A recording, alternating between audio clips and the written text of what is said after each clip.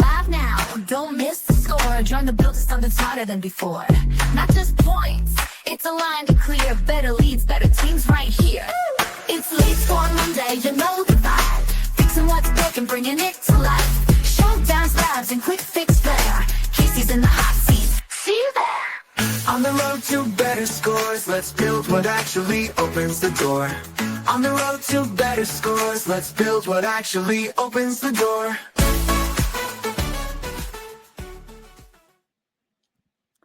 Good morning, everyone, and welcome back to Lead Scoring Lab Live. I'm Casey, and if you've ever wondered what to actually do with your lead scores or how to make them actionable, today's session is for you. We're diving into one of the most common now what moments in lead scoring. You've scored your leads, but how do you turn those into real action? And to help me tackle this one, I brought Zoe, who's going to walk us through live how she builds her lead scores matrices. Is that what you call them? Buckets, right? So I call them buckets. Are they matrices? You can call them anything. Whatever you want. But either way, I like to use your fit and intent to map into buckets with and figure out what to do with those people in those buckets. So welcome back to the lab. Tell folks what you've been up to since we last talked, what you're working on, and what we're going to play with today. Hey, so I'm a huge lead score nerd, and I have been trying to perfect it. And then I realized one size doesn't fit all. And I really try to standardize it.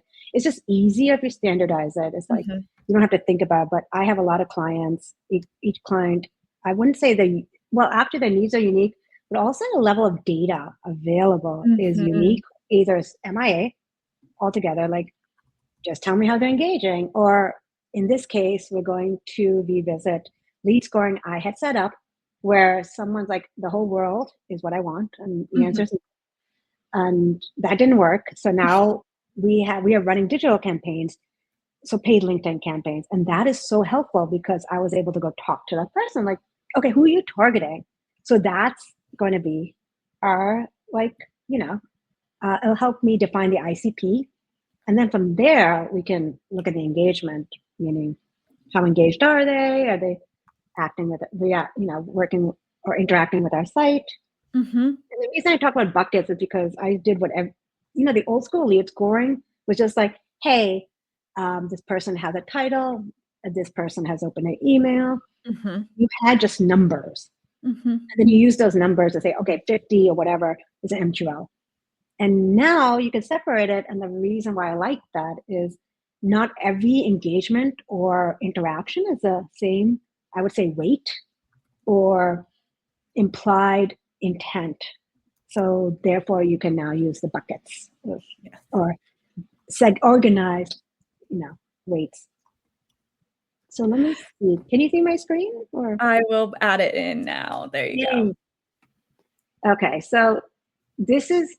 We have a pro account, and the pro account before, I think, 2 weeks ago, you couldn't do combined lead scoring. And what that means is, if you're not aware, a combined score is like you marry the fit with the engagement. And you got this very pretty, colored graph that said A is your ideal fit, 1, 2, 3 is your engagement, but A to C is your, again, the ICP. So now we have it. So now I can go back and look. I have separated the two. I had a very cool workaround. Cool because it took me hours, but hey, we had it. And I could marry the engagement with the fit. Now I can go back and change all this. So I just want to show you how I set it up. It's all wrong. Just so you know, it's all wrong. So here are the buckets. Here, everyone, is what not to do. Actually, here's some things to do, and I'm glad I figured it out. Is you do by trial and error, and I see that I did do that. I did bucket them, meaning here's my events. I can, it's all wrong, see, couldn't be found. And I can look at all the different activities or intent signals I had added. And you can see here that there's different weights here. I gave forms a higher weight because forms for us are like a lot of content downloads, and that indicates somebody's very interested. As you can see, I gave lower weight to our newsletter, higher weight to the thought leadership. So this is all good. Site activity, I actually gave it some points. Now that I've done this, and this was 6 months ago, and I was playing around with it. This is probably the first lead score I set up. And again, I was just playing around with it. I can see what I can do better. And fit score, I did not bucket this. And that's annoying because not everything is, again, the same weight. Annoying. So annoying. And I was like, okay, company domain contains any of. That's probably more significant than, say, a job title. Mm-hmm. So I just did one. I was like, here's my ICP. It's wrong. It's like so wrong. So I want to revisit this and create a new score. So with Pro now, again, it was just limited to enterprise, which is crazy to me. I actually gave HubSpot that feedback and Sprocketiers. I'm like, guys, this is silly. You need to offer this to everyone. And they're like, yeah, I guess. I'm like, I'm not used to them doing this. So they did. They did. Just so you know, your voices heard. HubSpot product managers do pay attention. They do. They really do. And I would say don't just complain. Be very constructive about your complaints. And I just said, hey, I don't see someone getting enterprise just for lead scoring. Mm-hmm. You won't. It just doesn't make sense. So here you can see you can score. Also deals. I didn't know you can do this. And that's pretty cool. I haven't tried it. Casey, did you try scoring? Yeah, that came out about this. Actually, it came out the same time as the combined, right? For Pro. Yeah. So I love this because you can do both your ICP and your engagement. I was actually looking at this for another client where we know their ICP is you're in a list, but we thought about it. I'm like, no, we should definitely include it. The combined score, again, is really excellent. So you can see, okay, I can do event and I can do property. I am an organized human being. I would suggest start with property, start with your ICP. Right now, and I'll show you this, you have no way of moving things around. So you put one thing in, you can't suddenly move it up to the top, like setting up a hierarchy. So just know once you set this up, you have to delete and start from the beginning if you want things. Basically, if you want to organize them by your ICP, you have no way of moving things. So just think about that when you're setting it up. So we're going to, so I have some digital data. Cool. So now I know job titles. I have a lot more job titles than I did before. And apparently job titles are now important. That's how we're targeting people on LinkedIn. So I'm going to start with job titles. I don't want to, like bore you guys with like all this stuff. So I'm just going to show you quickly a few things. Contact, current object. So I'm going to look for job title. Again, there are two different things here. Do not fall for Facebook. All right, job title. Contains is, I'm not going to do known. Contains any of. I think it's contained any of, right? Equal to any of? Equal. Here's where it gets annoying. You have to be very precise in your job title.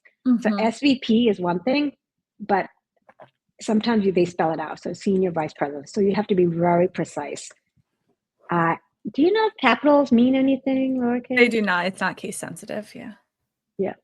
I still do it a lot of times, which I made a post like a year ago about this because I do think I know it's not case sensitive, but I still will. I feel it's not case sensitive with a word, but it is case sensitive with an acronym. We could be totally wrong. We could be totally wrong. HubSpot doesn't look at whether it doesn't know whether it's an acronym or if it's a word. You're right. CX. I want to add CXO. So do you have to be really? Oh my God, chief! I don't even know. What I mean, I talk about this a lot in my lead scoring sessions. I think this is, when you're scoring, the data cleanliness is really important, and and most people look at that as like, where are we getting our data from? Is it updated? Things like that. But it's beyond that. It also includes like, how are people putting their job titles in? How is that being captured in HubSpot? are people misspelling job titles? If you have Ops Hub, you might be able to clean some of those up.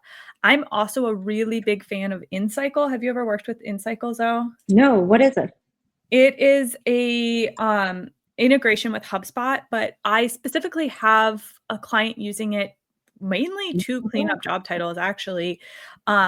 So we have some rules set up in InCycle. So, for example, that client has a lot of IT job titles. IT is a really hard title to filter on because if you say contains any of IT, then that's going to take everything that has IT in the middle of it, which is a lot of words have the letter I and the letter T in the middle of them. Oh, that's smart. Yeah, I can see that. So InCycle takes those and spells them out. So all of our job titles, instead of director of IT, all of our job titles are director of information technology. So now we can say job title contains information technology because it equals to any of, this is only going to take anyone whose job title equals this. So if, for example, in that same client, we have a lot of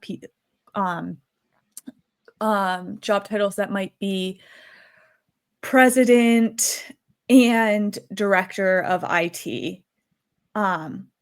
But if I just said is equal to director of IT, that's not going to take anyone who's president and so. That's very smart. We are cheap. We are budget conscious.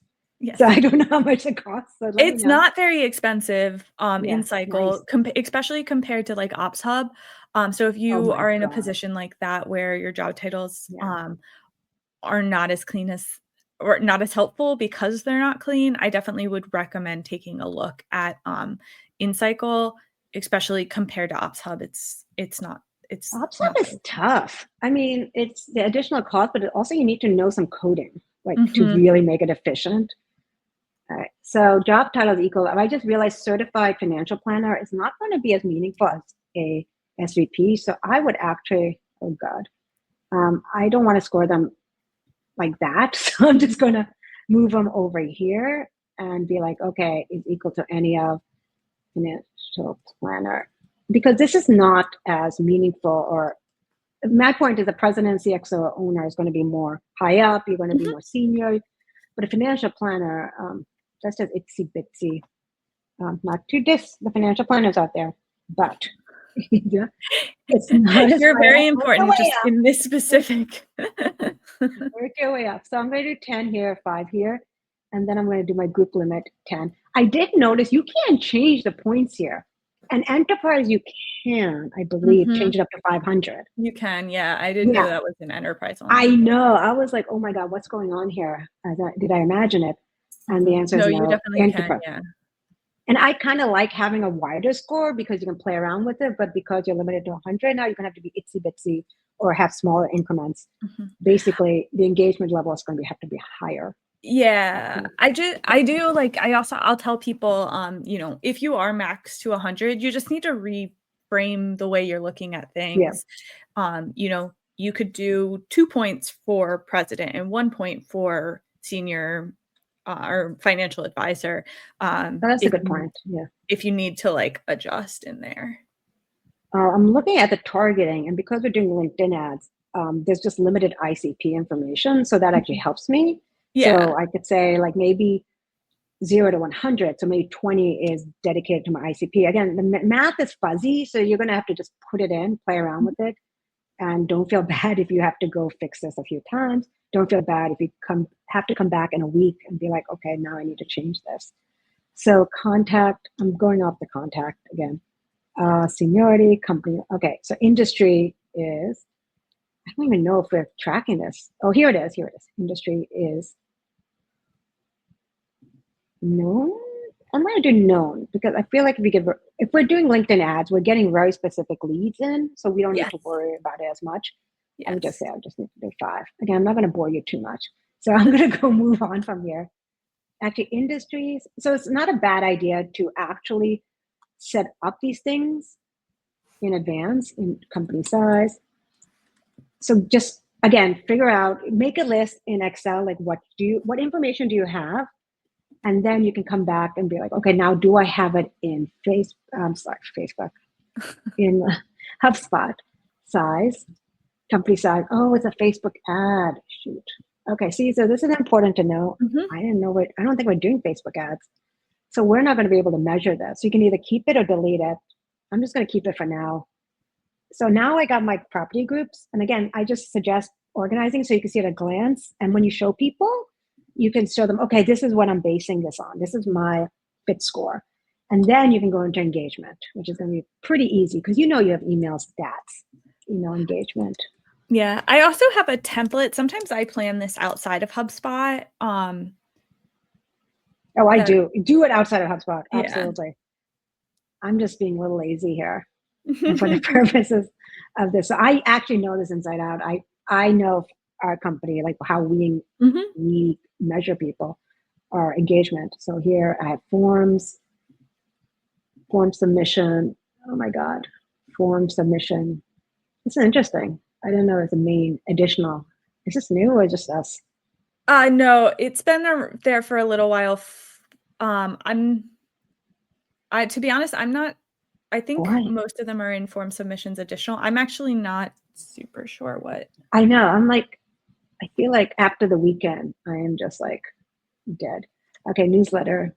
It's been like that for at least a month though. Okay. I'm not imagining it. Okay. I was like, wait, when? But that's weird. Submission. Main additional. Yeah, I don't actually. I don't know what form submission. I'm curious now. Form submission additional. Is it to build on? Form submission name at submission time. So if you do form submission additional, yeah, you can say the form name. Ooh, this is nice. Okay, now I can score them separately. Again, if you want to get really nerdy and deep in it, okay. From new contacts, this is less meaningful than the existing contacts. This is actually super helpful. So visitors, new contacts. The name at time of submission is really nice because you can say form name contains resource or something like that. So that if you have multiple multiple forms, you don't have to enter all of them in. It's nice. And then also if you're running a campaign, you can see, okay, exact date. So was my LinkedIn or Facebook ad campaign successful? Yeah. So this is actually really cool. That came out in late June because I did a session just specifically on that. Sorry, I don't know why I'm seeing it for the first time. No, you're fine. I was more just, I knew I had done a session on it. So I was like, when was that? Yeah, I clearly missed it. I have to get back into it. But this is really good. So you have forms, email engagement. I just changed that to forms. So you kind of want to bucket it out. Like, again, everything's not equal weight. To me, email form submissions is pretty good, but for us, we communicate primarily with clients and prospects via email. So email engagement is going to be higher. So again, this is really good for understanding how you weigh it. And really, you start off in Excel. I think I shared it on our last session, right? The framework. I call it a framework. I'm thinking of creating a questionnaire. Please answer these questions. What's more important to you? What is the path that people follow? Do they come in? For us, they come in through a form, and then we interact with them via email. So that's really important. So you kind of want to weigh them accordingly. And yes, and if you're doing it in an Excel sheet, don't worry about the numbers. I always say don't worry about the numbers.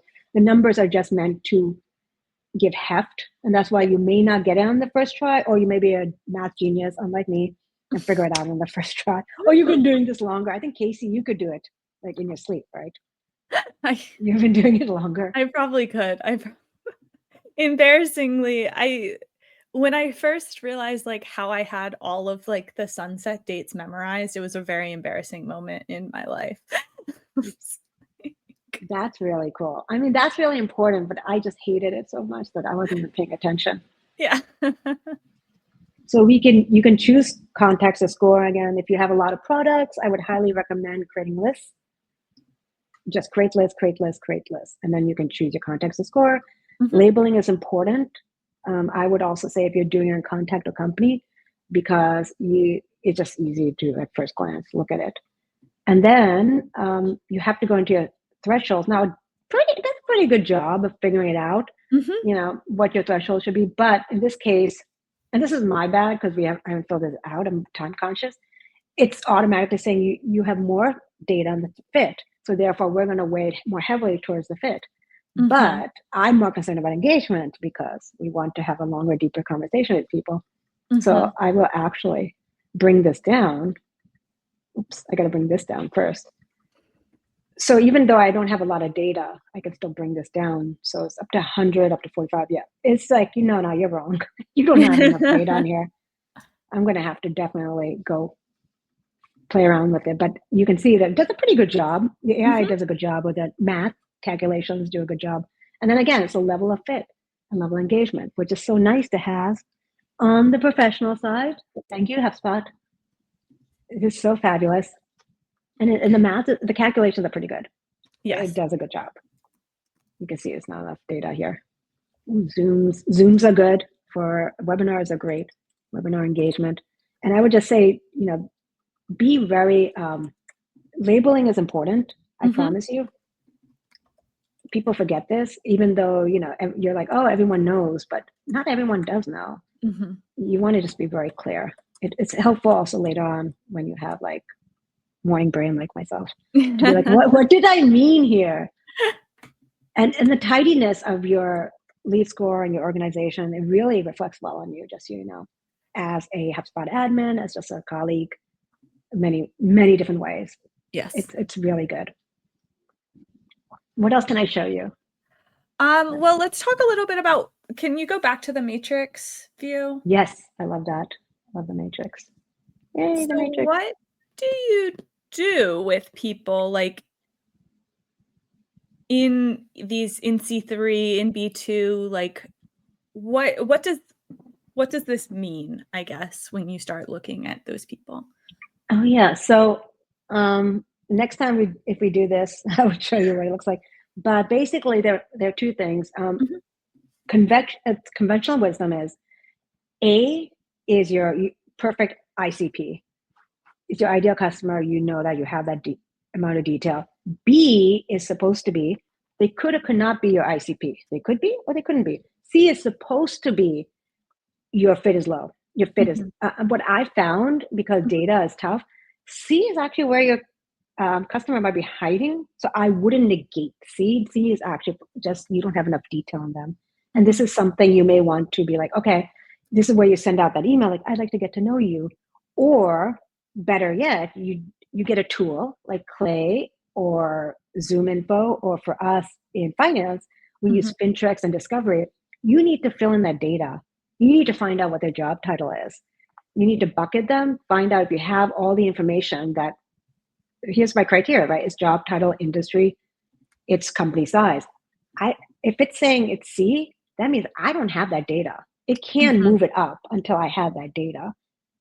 So that's really important. And then the 1, 2, 3, I found, I've been doing this, I did a couple of these last week. Everyone's sitting around at 3, meaning they're not engaged. So you need to figure out how to engage them. Or, and we've been doing this a lot, in email engagement, we've been including sales emails. Because a Mm. lot of times the people we interact with, they don't want marketing emails, but they're engaging with sales. So it's really important. See sales emails one-to-one. Mhm. Send, I'll do click and I'll do reply. And I give them more points for replying. The one thing I have phased out, website visits, meaningless. And then I find that people who are engaged don't go to the website once they've come here. And then second one is email opens, because a lot of the spam bots open up the email, so the opens are negligible. That's interesting because I don't do email opens. I don't do email Smart. clicks. I do website visits instead of email clicks because I find that to be more reliable than an email click. True. Because So Apple's not reporting on that. correct, yeah. Yeah, and then sometimes you're doing the click to actually unsubscribe. Yeah. So I actually I actually don't do any email points because the way the data comes in is so unreliable.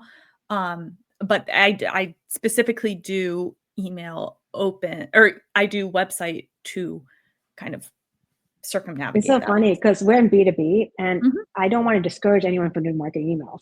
So it's really important we do measure something. Otherwise, it's like, what are we doing? Why are we not sending these out? So I just kind of want to give people hope in my industry. Like, oh, no, you're doing email marketing, which is very important.